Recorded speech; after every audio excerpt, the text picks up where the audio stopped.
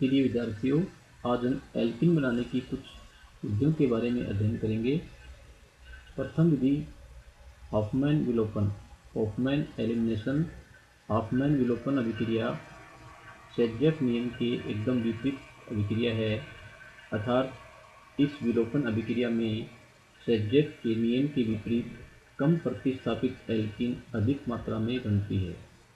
चतुष्क ammonium लवण को सर्वप्रथम उसके हाइड्रोक्साइड में परिवर्तित किया जाता है। अब इस चतुष्क अमोनियम हाइड्रोक्साइड को गर्म करने पर शेरज़ेफ के नियम के विपरीत कम प्रतिस्थापित एल्कीन अधिक मात्रा में बनती है।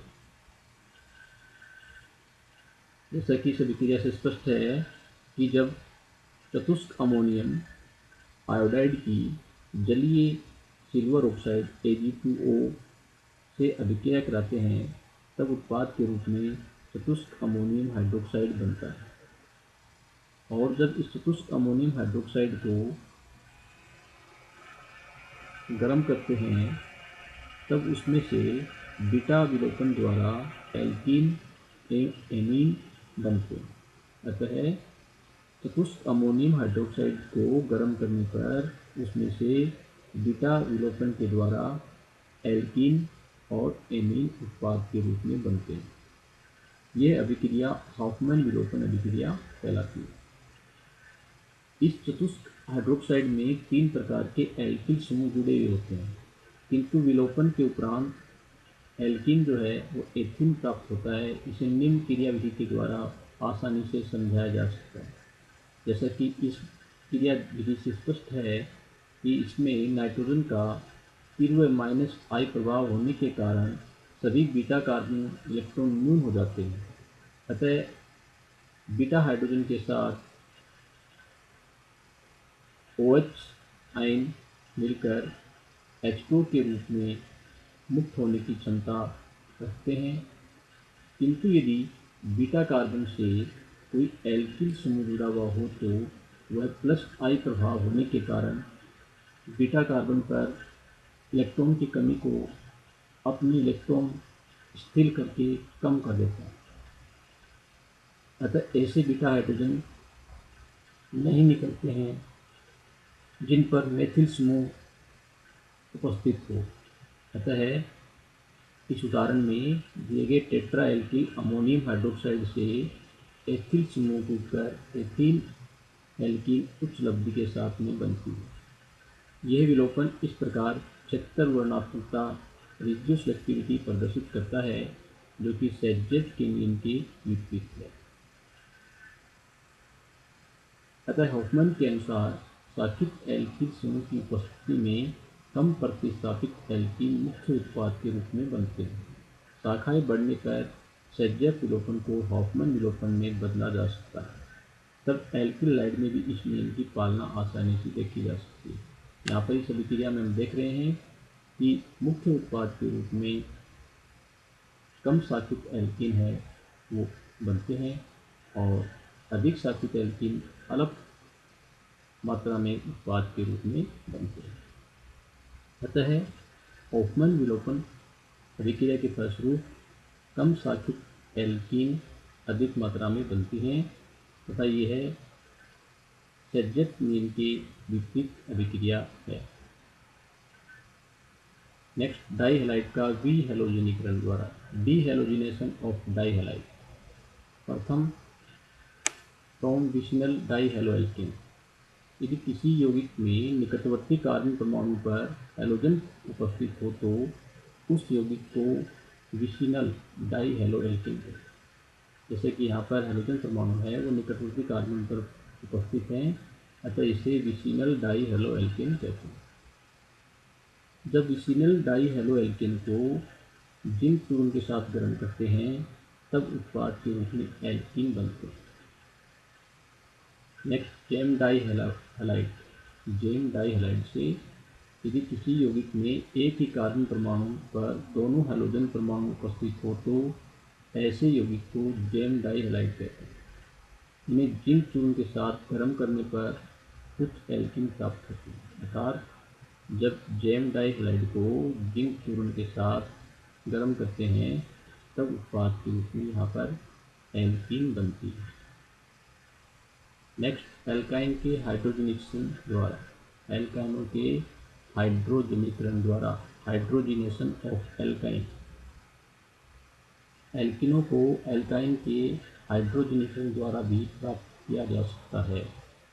यह एडिशन योगात्मक अभिक्रिया उत्प्रेरक की उपस्थिति में करवाने पर त्रिबंध ट्रिपल बॉन्ड का आंशिक हाइड्रोजनेशन होकर डबल बॉन्ड में परिवर्तित हो जाता है।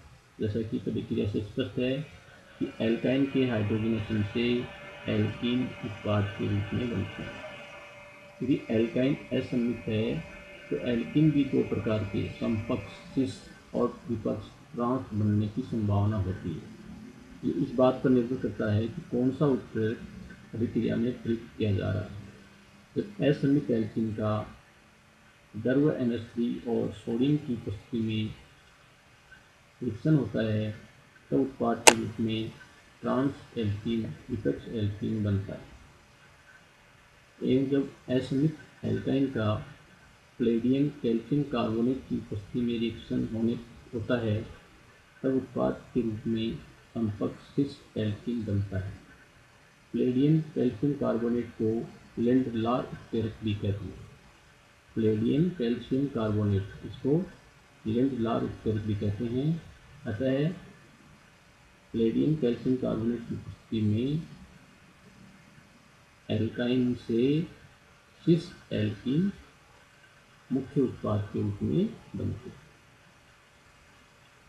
नेक्स्ट, फिजिकल प्रॉपर्टीज, भौतिक गुणधर्म। 2 से 4 कार्बन संख्या वाली एल्कीन गैसीय अवस्था में, 5 से 15 संख्या वाली लिक्विड द्रव्य और इससे उच्च एल्कीन ठोस होते हैं। ये जल में अगले व अध्रुवीय कार्बनिक विलायक जैसे बेंजीन, कार्बन टेट्राक्लोराइड, CClO4 में विलय होते हैं। कार्बन की संख्या बढ़ने पर इनके क्वथनांक और गलनांक जो हैं वो बढ़ते हैं। अतः कार्बन की संख्या बढ़ने पर इनके क्वथनांक एवं गलनांक बढ़ते हैं। सममित एल्कीनों के क्वथनांक असममित एल्कीन की तुलना में अधिक होते हैं। एल्कीनों का अपेक्षित स्थायित्व, रिलेटिव स्टेबिलिटी ऑफ एल्कीन।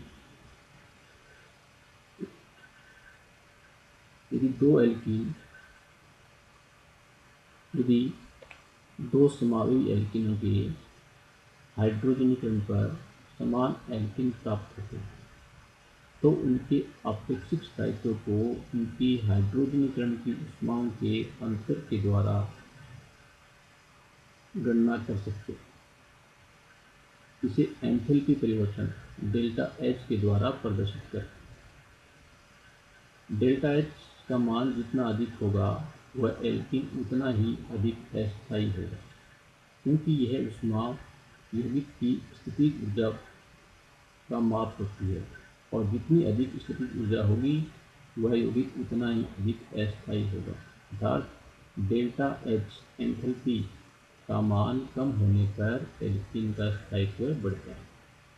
यहाँ पर हम देख रहे हैं कि तो यहाँ पर 1 ब्यूटीन जो है, 1 ब्यूटीन, इसके लिए डेल्टा H का मान है वो -30.3 किलो कैलोरी पर मोल है। एवं 6 ब्यूटीन के लिए डेल्टा H का मान -78.6 किलो कैलोरी पर मोल है। एवं ट्रांस ब्यूटीन के लिए डेल्टा H का मान -77.6 किलो कैलोरी पर मोल है। अतः इन तीन समावयवी 1 ब्यूटीन, 6 ब्यूटीन और ट्रांस ब्यूटीन के स्थायित्व को इनकी हाइड्रोजनिक ऊष्मा के अंतर के आधार पर ज्ञात किया जा सकता है। जिस एल्कीन के लिए हाइड्रोजन की ऊष्मा डेल्टा H का मान जितना कम होता है उसका स्थायित्व उतना ही अधिक होता है। अतः डेल्टा H के मान के आधार पर यहाँ पर सबसे अधिक स्थायित्व ट्रांस ब्यूटीन का होगा। अतः ट्रांसब्यूटिन सबसे अधिक स्थायी एल्कीन है। इन 3 एग्जाम्पल्स में ट्रांसब्यूटिन अधिक स्थायी है। अतः हाइड्रोजनीकरण की ऊष्मा के आधार पर उक्त समावी एल्कीनों के स्थायित्व का क्रम निम्न होगा। ट्रांसब्यूटिन सबसे अधिक स्थायी, लेस देन सिस-ब्यूटिन और लेस देन 1-ब्यूटिन। अतः इन 3 समावी एल्कीनों में ट्रांसब्यूटिन का स्थायित्व सबसे अधिक होगा, क्योंकि इसके लिए डेल्टा H का मान सबसे कम है। विभिन्न एल्कीनों की हाइड्रोजनीकरण की ऊष्माओं की गणना से ये पता चलता है कि sp2 कार्बन पर जितने अधिक एल्किल समूह होते हैं वह उतना ही अधिक स्थायी होता है। अतः स्थायित्व का क्रम भी निम्न प्रकार होगा। डबल बॉन्डेड कार्बन पर जितने अधिक एल्किल समूह होंगे वह एल्किन उतने ही अधिक स्थायी होती है। अतः इस एल्किन का स्थायित्व है वो सबसे अधिक है। और आगे हम बढ़ते हैं तो एल्किन का स्थायित्व है वो कम होता है। सबसे कम स्थायी एल्किन है वो CH2 double bond CH2।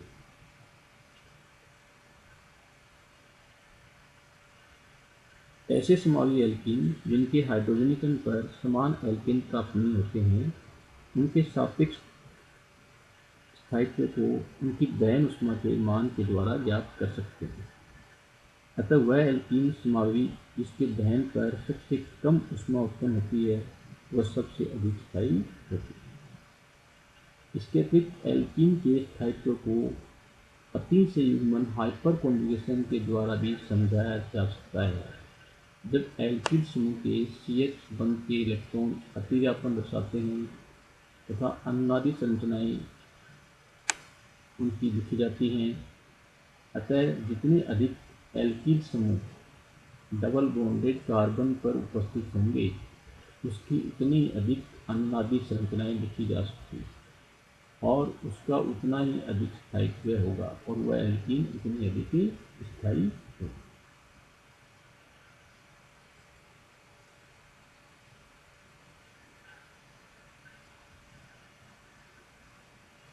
Thank you.